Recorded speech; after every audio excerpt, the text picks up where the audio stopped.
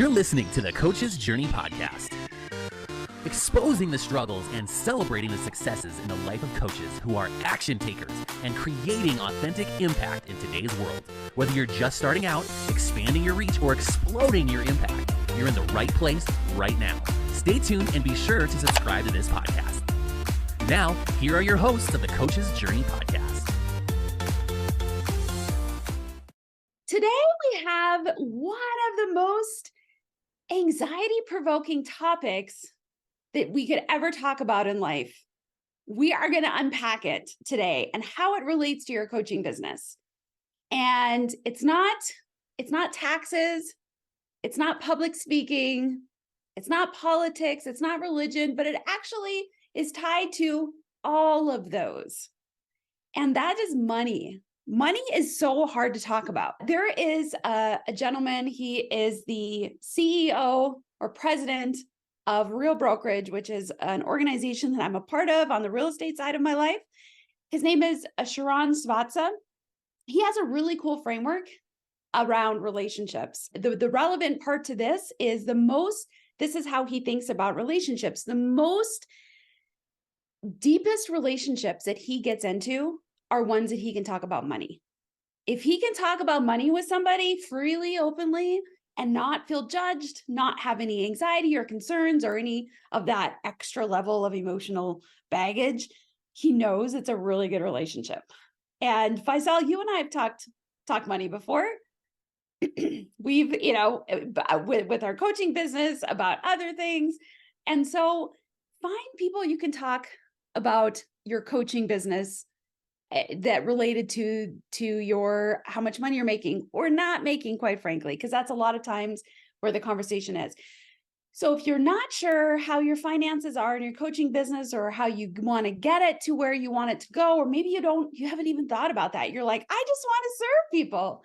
And that's kind of that Pollyanna attitude. That's okay. We love that. But there's also the reality of there has to be money made in order to sustain your mission. Unless you're independently wealthy and you don't have to worry about money, then you may be excluded from this. But other than that, we all have to have this conversation and this topic. So we are going to deep dive into this today. You might be a little uncomfortable, but that's okay. That's a good thing. Yeah, I love this topic because I was so uncomfortable talking about this for a long time. And I actually do it purposely now. I'll even around my family and friends, I'll kind of poke in these areas just to see how they feel. Like what's happening? It's like it's like you haven't been working for this long. Where are you getting money from? It's like, what's happening with your business? What are you doing? It's like people stay away from that stuff, and I know exactly why, because I stayed away from that stuff, because it's like you don't want to go there. And there's and I love that framework that you mentioned, that for if you're, and I would say, like, if you are close with somebody, you will be able to talk about money, politics, and religion. Absolutely. All three. But if it creates a lot of tension and everything, and you don't know how to approach it, it's likely there's not enough openness in that relationship. That's actually, and the reason for that is because our psychology is driven by these things, especially money. Because, and I'll share a little bit about me. Like I come from like a very humble background. Like we were, like, this world is a very different world than where I grew up in. Like we had our basic needs met. Like that was like, if we had our basic needs met, if we had food, water, and shelter, we were happy. But here's the thing that I saw. What I saw was my parents' arguments were mostly around money. It's like literally status and money. It's like my dad, my mom always wanted my dad to have a better status, better job, better thing. My dad was not that motivated by that for some reason. And there was always conflict, and we always had issues with bills and challenges and stuff. And incidentally, I repeated that pattern in myself, in my own life, and within my own marriage, and that's not a coincidence.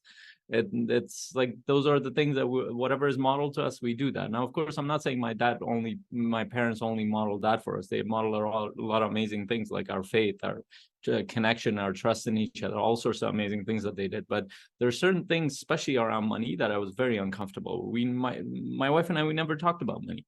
Now we talk about it all the time.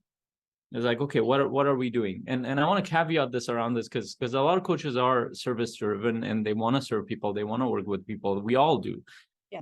But it comes down to the practicality of your model. So if you just want to serve people for the sake of serving people, which means that you could do this in three different ways. You could do it like as a completely volunteer thing. You could do it as a not-for-profit thing, Yeah. or you could do it as a business, which is based on profit.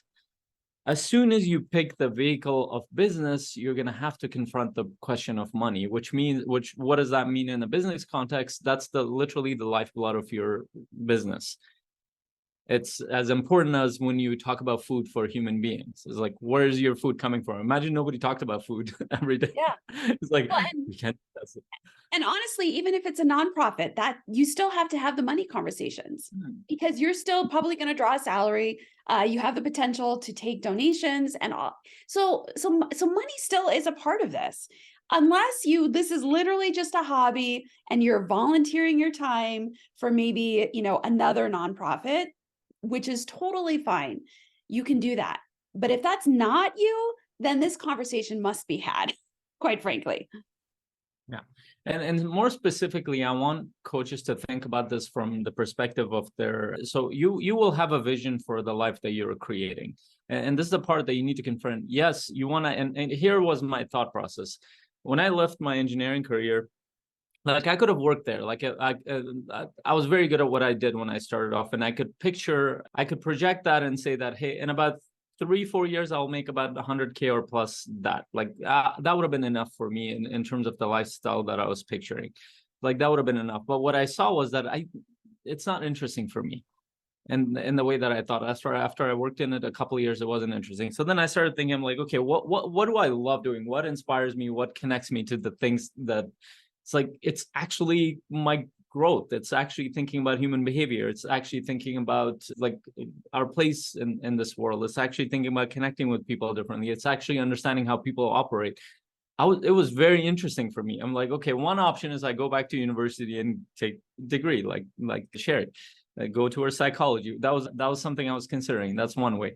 Except I didn't have a really good relationship with the academic world. I didn't like the system. So that was out. Corporate world was out. That was out. What was left? Well, how else do people work with people? And I started looking into it, and pretty soon I found out, I was like, oh, there's such a thing as coaching. It's like, oh, okay, you can get training, you can get started. A lot of it you will learn as you move along, but it will keep me engaged in that world that I'm interested in. Yeah.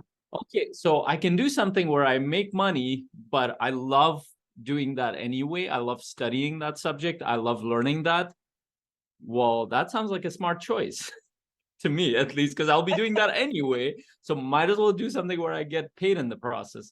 Now, I didn't even know the potential of a business like this at the time. I just like, if I get paid enough to just survive and do this that I love, I'll do this. But then I made a choice there, and the choice was that, oh, okay, I'm gonna do this for money, which means that I need to do activities that relate to money. So going back to that vision, and that's what I want everybody to think about. Like if you have a vision for a lifestyle that you want to create, maybe you want to travel more, maybe you want to be able to do certain things in your life. So for example, for us, I like traveling. I like being in different places. Sherry does too. And I wanted to actually get a motorhome at some point. I didn't know when at the time. We did get that eventually. I wanted to live in different places for longer periods of time, to be embedded in that culture.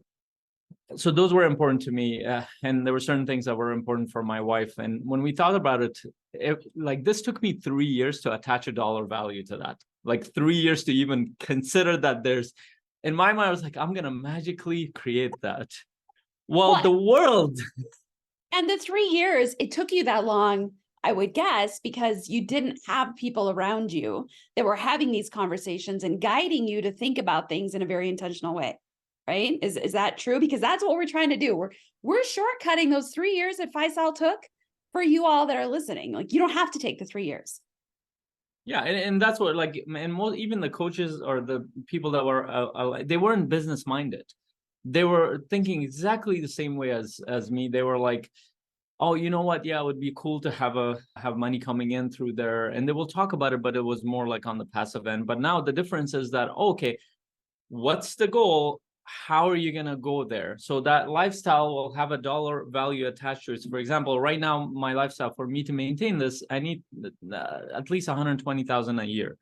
And that's a choice I've made. For you, it might not be that. Maybe your lifestyle is $50,000. Maybe your lifestyle is 200,000. Whatever it is, there will need to be a how attached to that, which means that the activities that need to happen in your business need to connect to that dollar value that you're creating in long term. So there will be a long-term one, let's say 3 years, 5 years out, because business takes a little bit while. And then there's going to be the short-term progression. Every year, how are you moving towards that? So that's what we wanted to talk about, is like, are you thinking about it? If you haven't talked about it, really sit down, figure out your vision. What is the dollar value that you would attach to that? And don't overestimate it. Like a lot of times when people do this, like, I need millions of dollars. Like, can you help me understand? Like, tell me when I walk people through there, it's like, yeah, I need a few $1 million to do. I'm like, you probably need a few $100,000. And they actually feel better about that. You're listening to the Coach's Journey podcast.